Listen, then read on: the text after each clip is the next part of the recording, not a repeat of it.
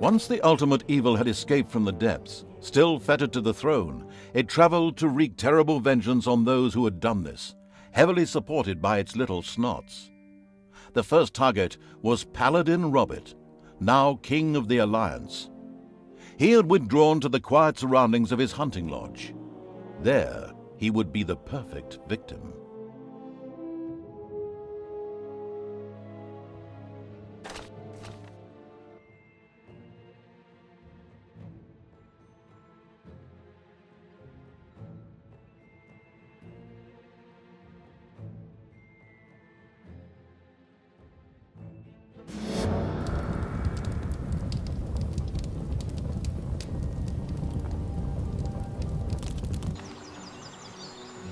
According to scouts, King Robert spent most of his time strolling around his hunting lodge garden reciting poetry.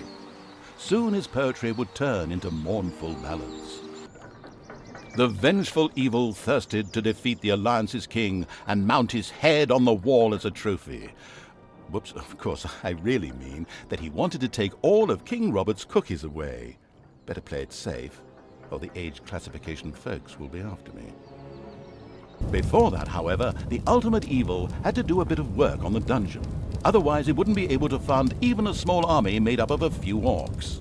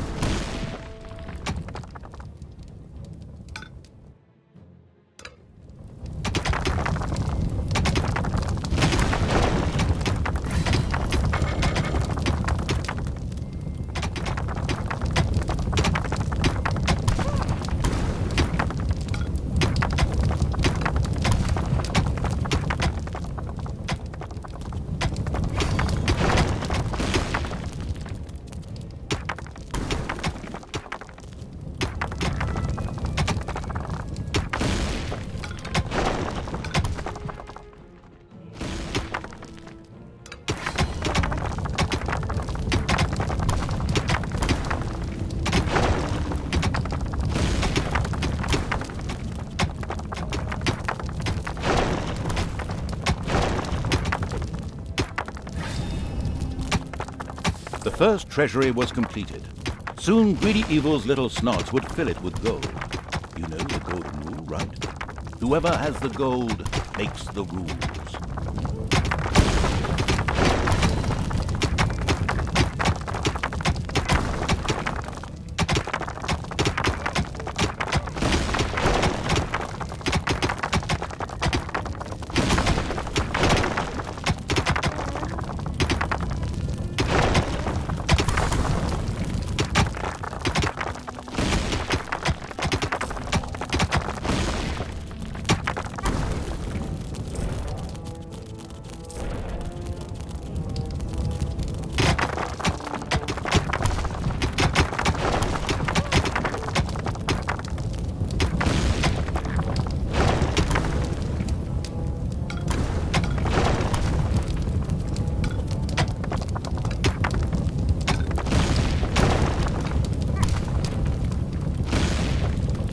The strategy guidebook, Dungeons for Dummies, says, mountains don't always just consist of rocks and stone, but may also include natural as well as artificial caves and ruins.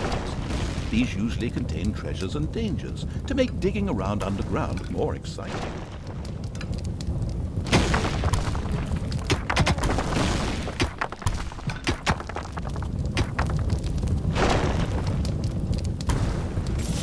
The warmongering evil had hired the first orc.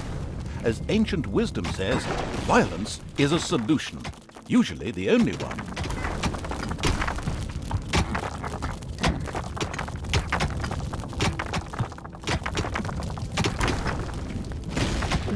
The first brewery was completed. Soon beer would be flowing like a river, and an Oktoberfest atmosphere would pervade all. Would the ultimate evil put the beer baron out of business? Such a duff reference.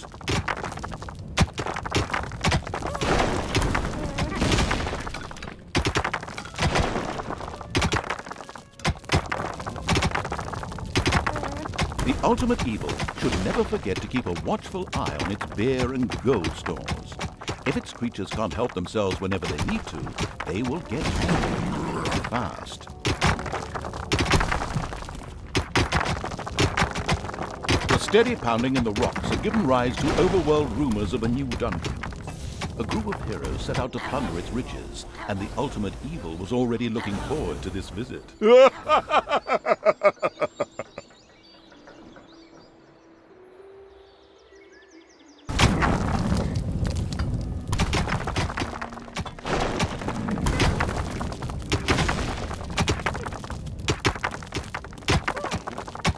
Enemies have entered the dungeon.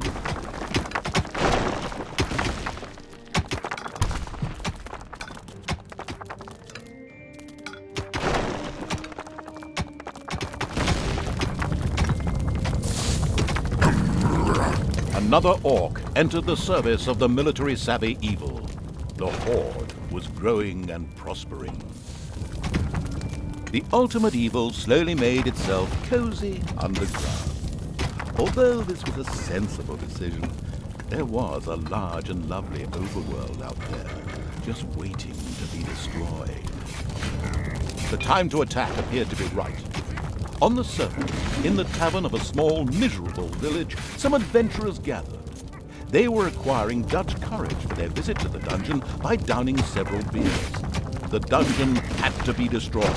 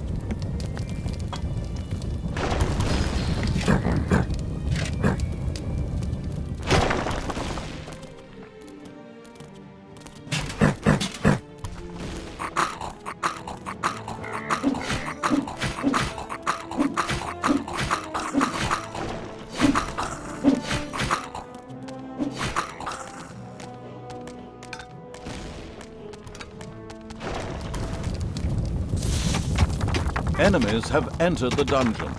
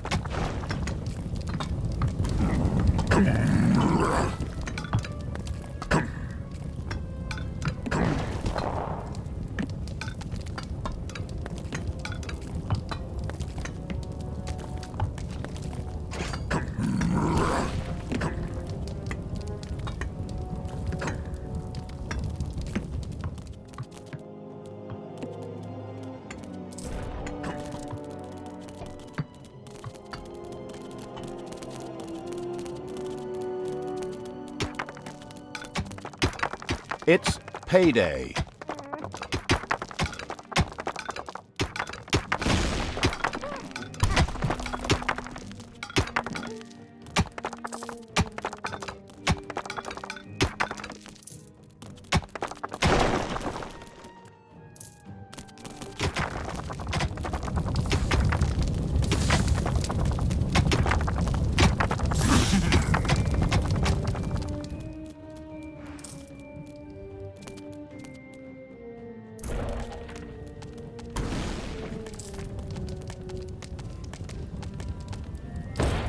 There are enemies in your dungeon.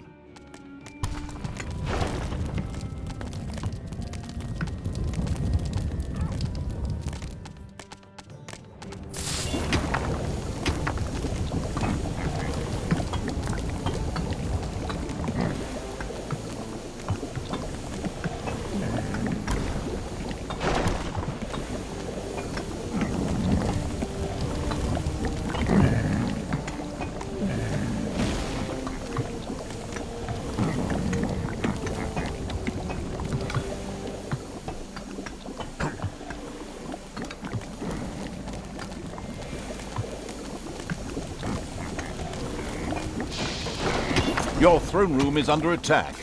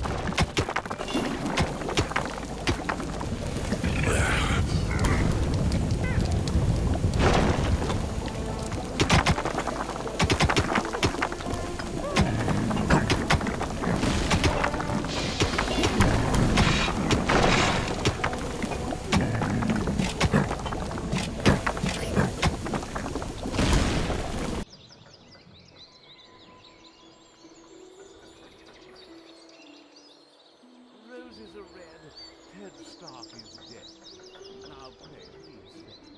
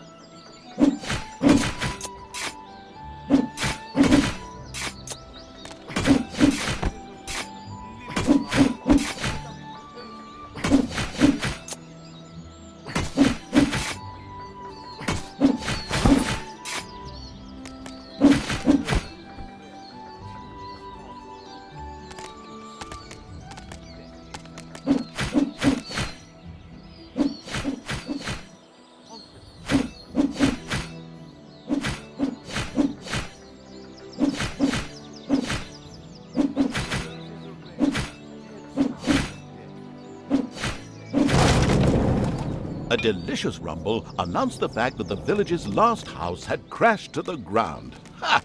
There would be no more heroes meeting there to seek out the dungeon of the destruction-hungry evil. The hunting lodge of King Robert lay in the north. It was there that the ultimate evil would finally get its long-awaited revenge. However, it looked pretty damn well guarded. Maybe it should first visit the cave to the west, inhabited by a clan of goblins, where the cunning evil could do a little negotiating.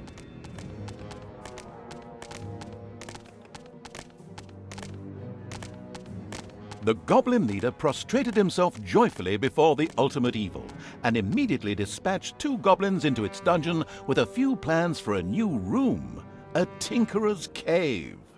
This was built as quickly as possible.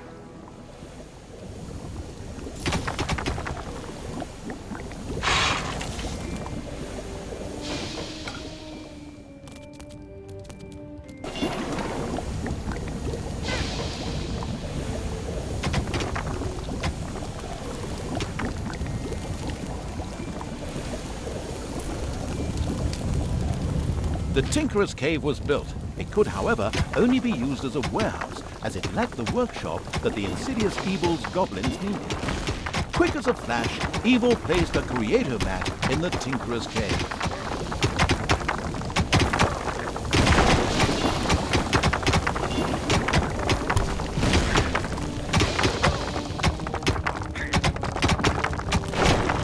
A sparkling new creator mat graced the Tinkerer's Cave of the expansion-hungry evil. A goblin would be able to work well in here, producing toolboxes. A few of these boxes would now be needed in order to invent a trap. The moody evil waited patiently.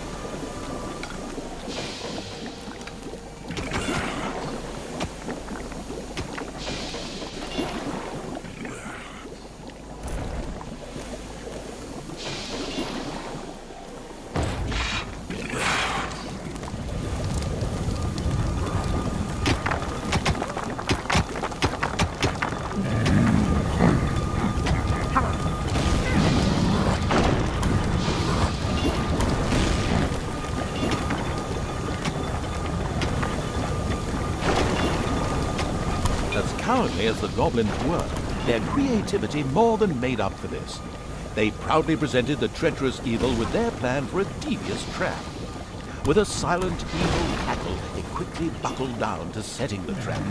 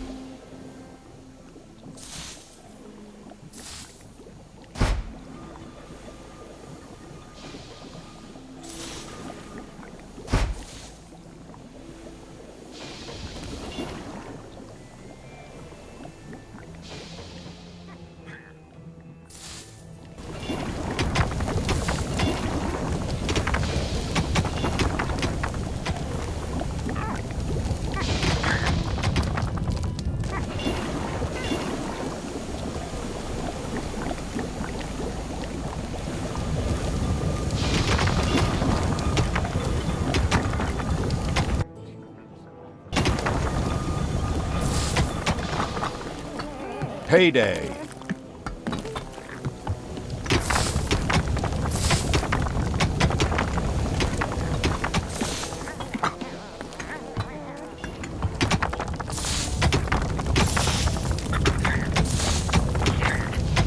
Job done.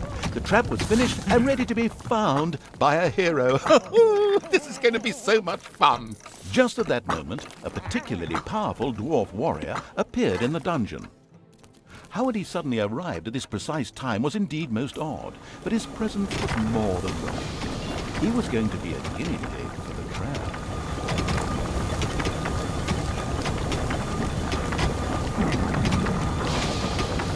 Even this strong dwarf warrior didn't stand a chance against the treacherous traps and powerful monsters of the invincible evil. He bit the dust. So much for a game of dwarves. The dungeon's defenses were now clearly much improved, but the hunting lodge still remained well protected and impregnable. There was nothing that the ultimate evil could do. The task was impossible.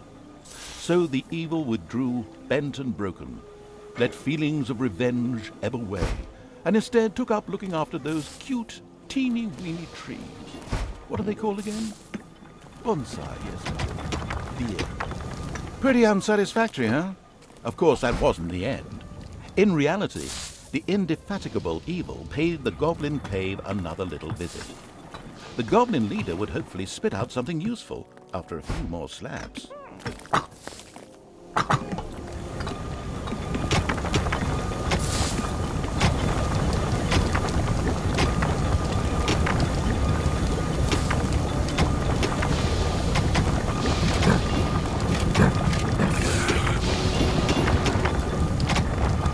The expansion-driven evil couldn't wait to explore the further possibilities of the Tinkerer's Cave. In particular, a hospital seemed a useful way to cure its ailing units.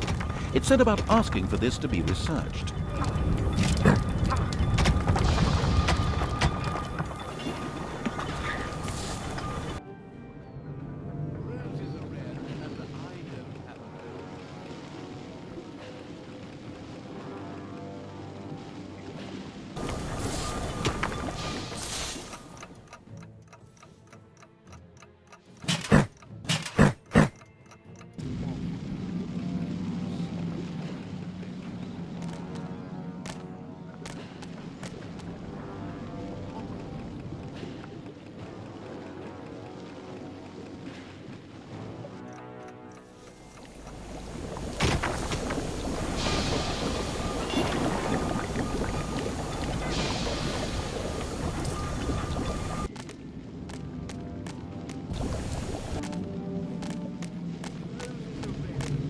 It did take a while, but the horde eventually set out to talk to the leader of the goblins again.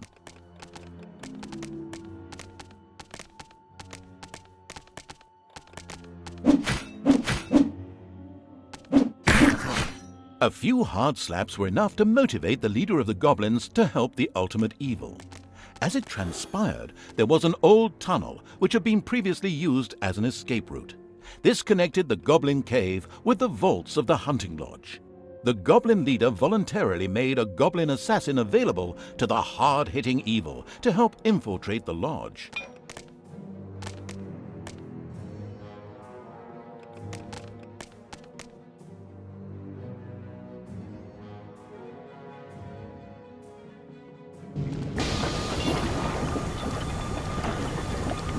The charitable evil had researched the hospital.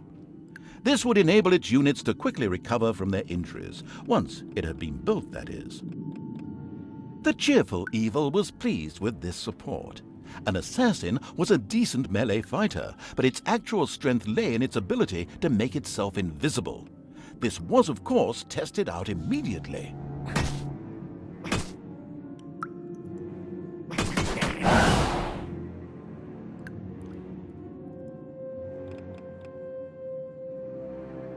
Despite the powerful invisibility skill, it was advisable for the ultimate evil to be cautious. Some opponents had such highly trained observation skills that they were actually able to see invisible units.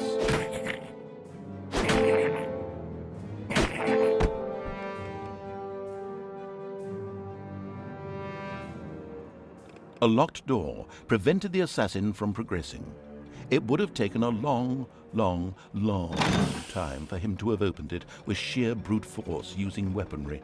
Thankfully, he had a suitable skill with which he could deactivate doors, and more importantly, traps.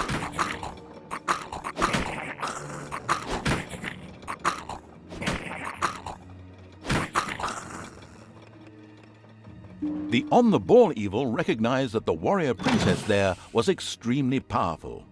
The goblin assassin would be best advised to avoid any contact with her.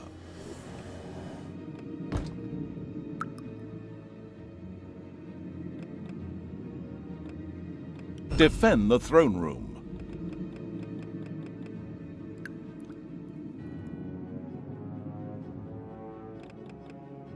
Payday.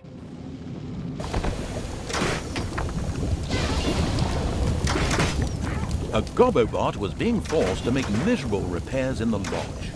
A brief feeling of what it thought might be sympathy passed through the sensitive evil, but this actually turned out to be a mighty belch. Naturally, it would free the useful Gobobot anyway. The throne room is under attack.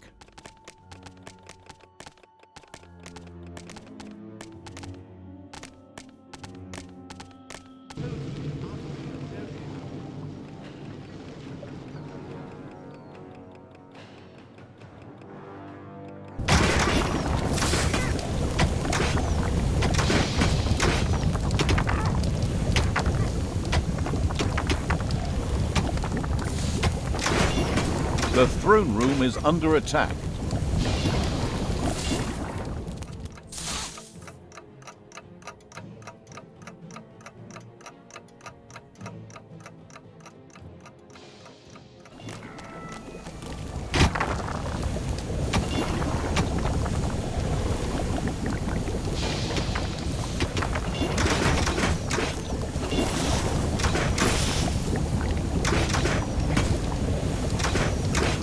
The throne room is under attack.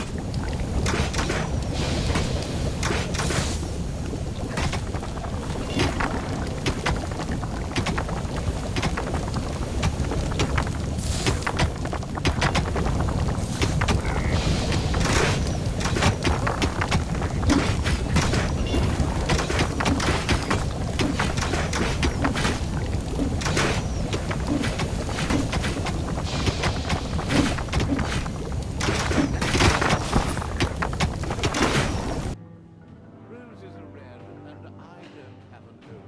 Roses are red,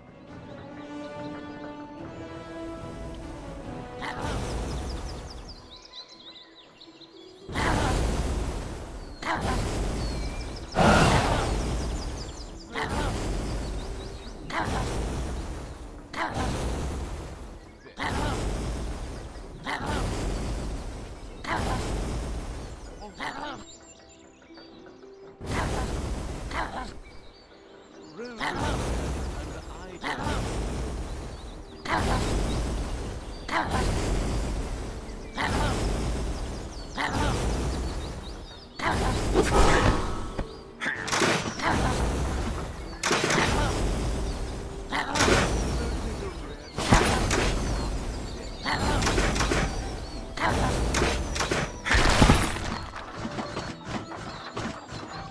Elated by the assassin's attempt at rescuing it, the Gobobot joined the horde and succeeded in showing its tormentors a real hot time.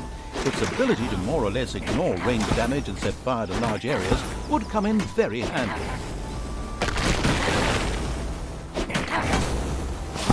There are enemies in your dungeon.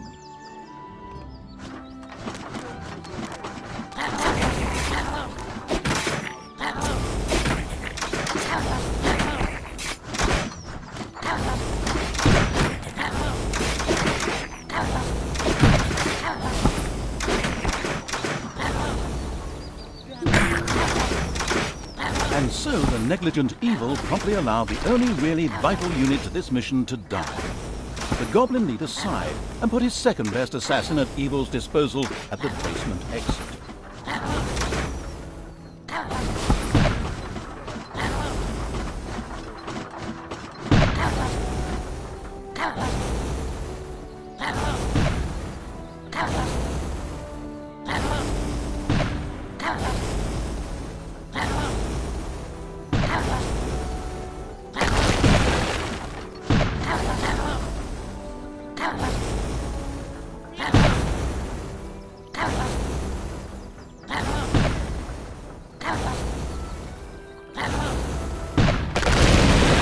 hunting lodge was completely destroyed.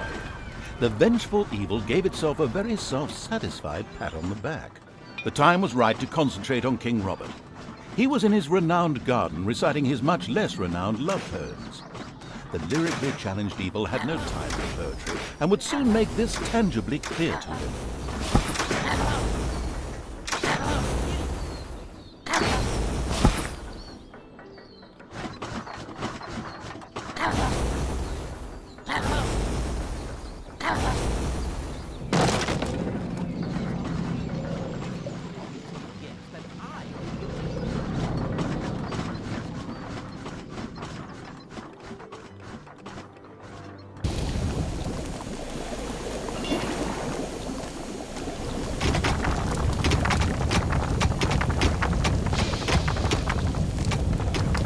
The caring evil had good-naturedly built a hospital for its suffering creatures.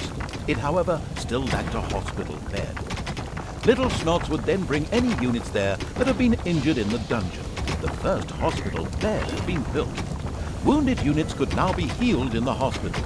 Little Snots would also be able to bring defeated creatures here so that they could be nursed back to health.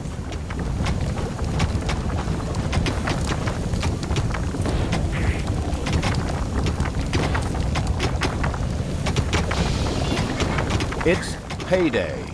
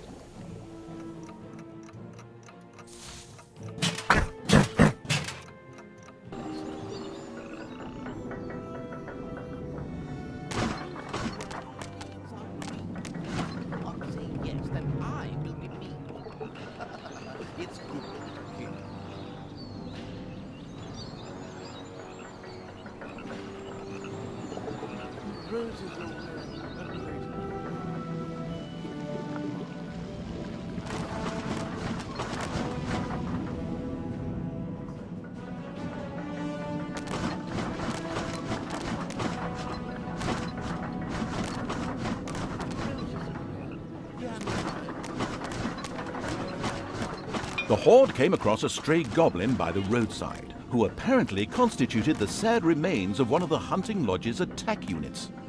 This miserable being joined the army of the powerful evil with a grateful whimper.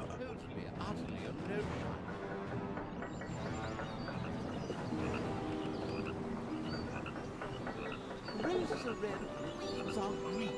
If you cannot say yes, then I will be me. It's good, King.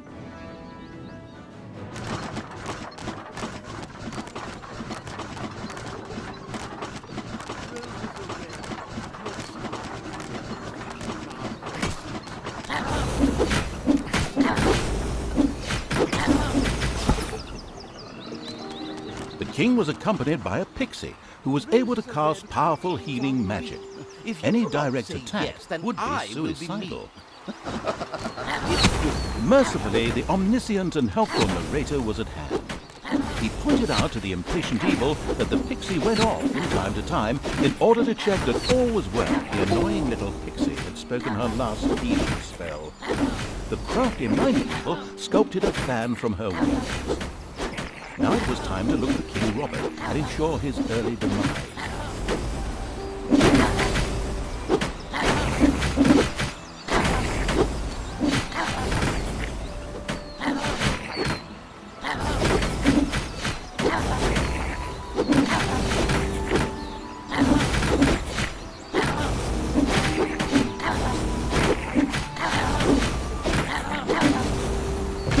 fell, and the ultimate evil had received its well-deserved revenge. But there were still many more heroes out there who deserved to bite the dust. Their time would come.